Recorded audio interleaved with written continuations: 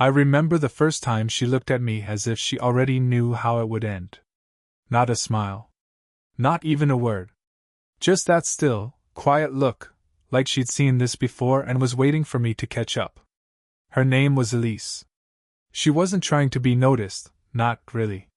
She just was. The kind of woman who carried silence like perfume. It lingered in the air long after she spoke.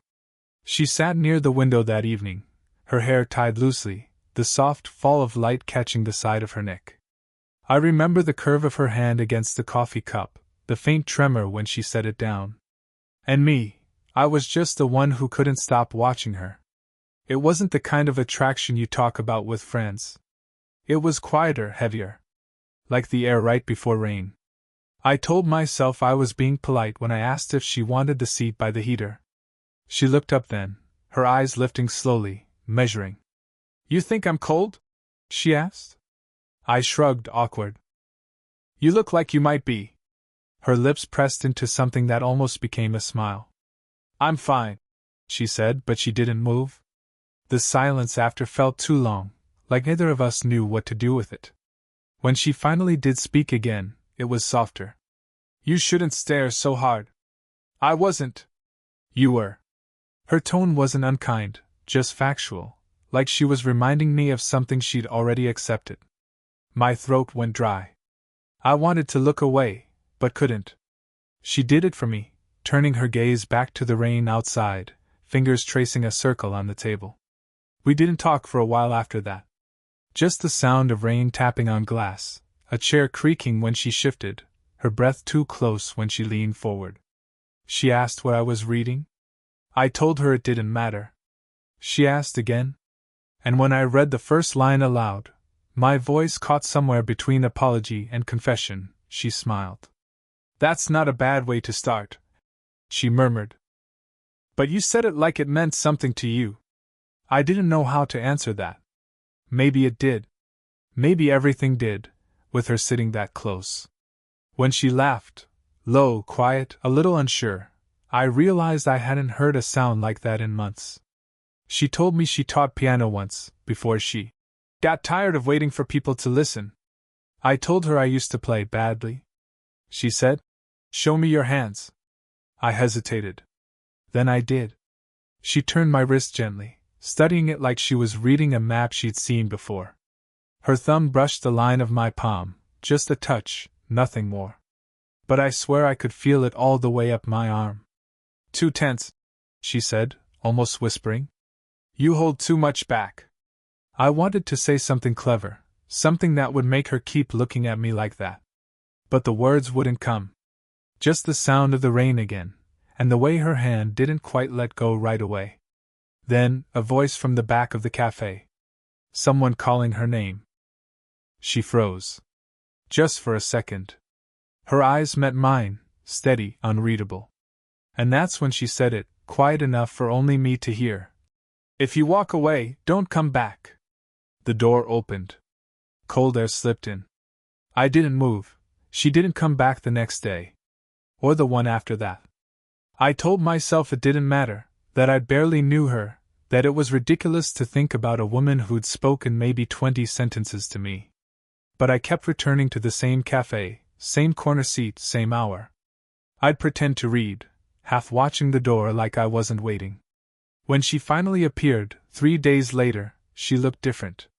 Lighter coat, hair up, faint color on her cheeks from the cold. But her eyes carried the same distance. "You didn't walk away," she said, half smiling. "I tried," I said. "Didn't work." She laughed softly, shaking her head. "You're too young to sound like that." "Too young for what?" "For waiting on someone who should know better." There it was, the first sign of her walls. Not unkind, just careful. Like she'd rehearsed how to keep people from getting close. We talked again, longer this time. She told me she used to be married. "Once," she said, almost as if correcting herself. "He wasn't a bad man. Just quiet in the wrong places." I didn't ask what that meant. I could tell she didn't want to explain. In between the talk, there were pauses, long ones that didn't feel empty. I noticed the tiny scar on her wrist, the way her fingers fidgeted with the edge of her sleeve when she thought I wasn't looking. I wanted to ask about it. I didn't. When she reached for her cup, our hands brushed. Barely. But her touch stayed like static, something you can't see but can't shake off either. You shouldn't, she said softly. Shouldn't what? Look at me like that. I tried to laugh it off. How am I looking? Like you don't see the years between us.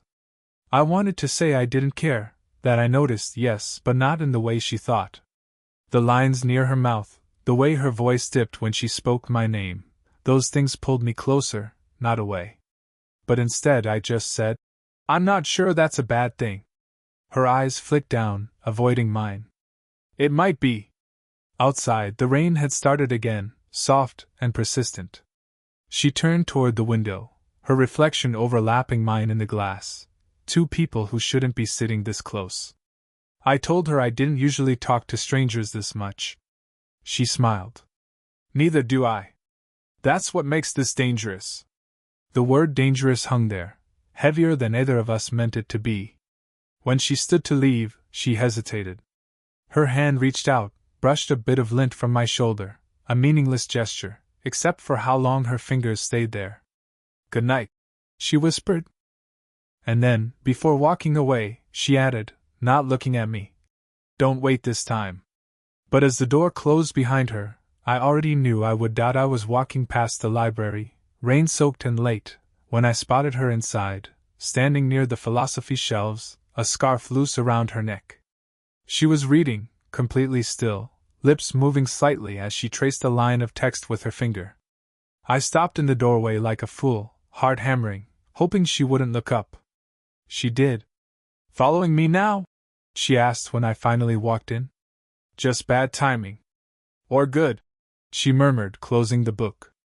We ended up sitting in the quiet study corner, pretending to browse old volumes neither of us cared about. The air between us was heavier than it should have been. Every movement, the shift of her knee, the brush of her sleeve against mine, felt deliberate, even when it wasn't. She looked tired that day. Not the kind you fix with sleep, something deeper. People talk, you know, she said suddenly. When they see a woman my age sitting too close to someone like you. Someone like me? Young. Uncomplicated. Curious in all the wrong ways. Her voice wavered on that last word. I noticed the faint tremor in her hand as she adjusted her ring, gold, simple, worn smooth at the edges. She still wore it. I didn't ask why. Before I could reply, a voice came from behind us. Elise? She froze. I turned. A man in his 50s, carrying a stack of papers, stood a few feet away. He looked from her to me, his expression tightening just enough to say I know what this looks like.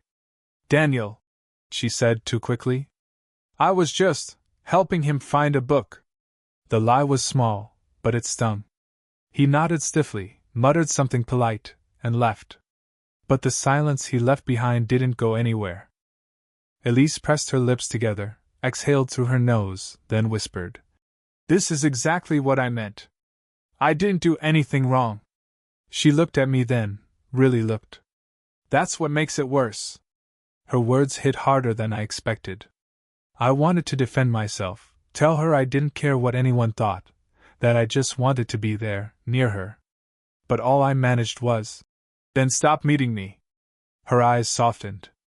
If it were that simple, I would've. Something in her voice cracked on the last syllable. She reached for her bag, then stopped halfway. Her fingers brushed my arm, light, trembling, like she wasn't sure if she meant to touch me at all. I turned my hand over, catching her fingertips. We stayed like that, not quite holding hands, not letting go either. The air felt electric, every breath too loud. Elise! I started, but she shook her head. Don't, she whispered. Her eyes flicked to my mouth for a fraction of a second, a silent betrayal of everything she tried to hold back. Neither of us moved. The world outside went on, pages turning, footsteps echoing, but inside that corner time stalled. When she finally did step away, her voice was almost gone. Next time, she said, barely audible. You'll have to be the one to stop me. It happened on a Thursday, the kind of gray, restless afternoon where everything feels like it's waiting to happen. Elise had asked to meet somewhere quiet, so we ended up at her studio, a small space above a florist's shop, faintly smelling of paint, coffee, and the sweet decay of old flowers. She was pacing when I arrived, sleeves rolled up, her hair loose for once. I could tell she hadn't planned what to say, and that scared me more than if she had. You shouldn't be here, she said without turning around. I came because you asked? That was a mistake. She finally faced me, arms crossed, eyes sharp but shining. You think this is simple, don't you? That I can just want you and it won't ruin something. I never said it was simple. No, but you look at me like you've already decided. Her voice broke on that last word. She pressed her hand to her temple, exhaling hard. I wanted to reach for her. I didn't. Not yet. Tell me what you're afraid of, I said. She laughed softly, bitterly. Of wanting something I can't keep. Then she sat down, elbows on her knees, head bowed. I moved closer, slow, every step deliberate. When I knelt in front of her, she didn't move away. I think about you, I admitted, my voice lower than I intended. More than I should. More than I want to. She looked up, eyes rimmed red, but steady. You have no idea what that does to me. Her words hit like a confession and a warning at once. I could feel the pulse of her breathe between us. The air smelled of turpentine and rain from the window she'd left cracked open. I reached out, brushing a loose strand of hair behind her ear. She didn't flinch. My fingers grazed the side of her neck, the warmth of her skin, the faint tremor beneath it. Tell me to stop, I said. She didn't. Instead, she leaned in, barely an inch, but enough that I could feel the heat of her against me. Her breath hitched, mine matched. Do you know what people would say if they saw us like this? She whispered. Let them talk. Her laugh was small, strangled.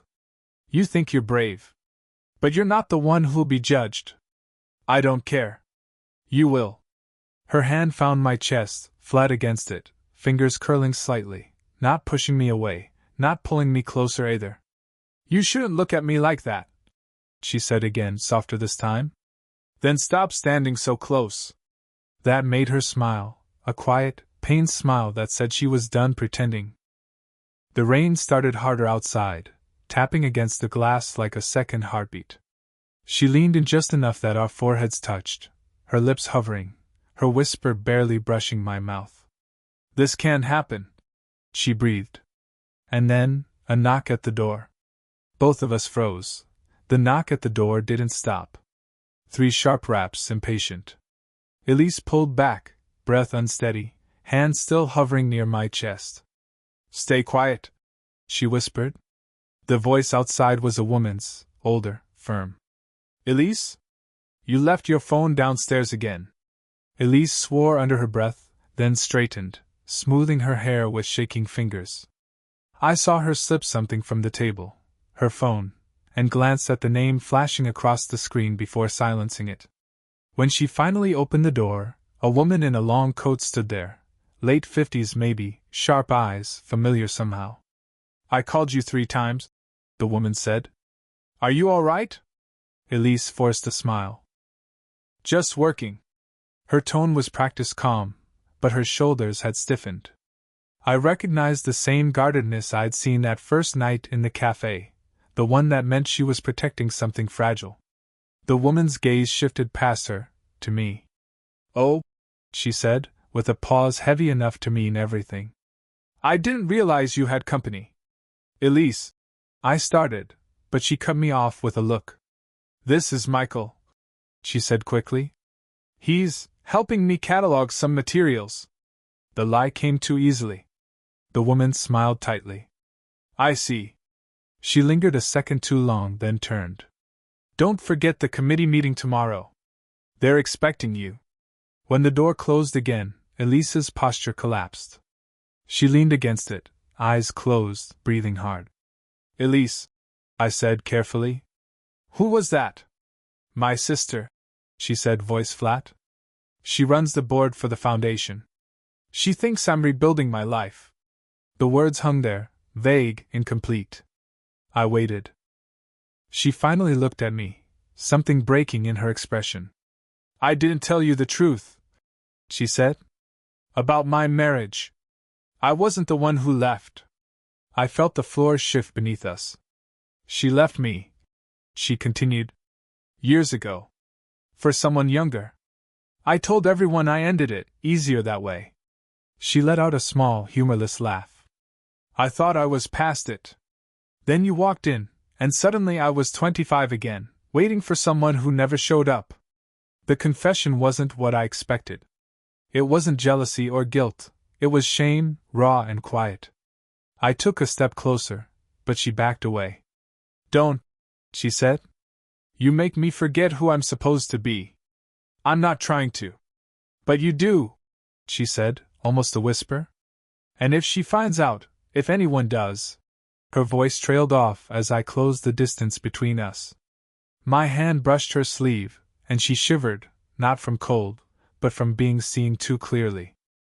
You said you were tired of waiting for people to listen, I murmured. I'm listening.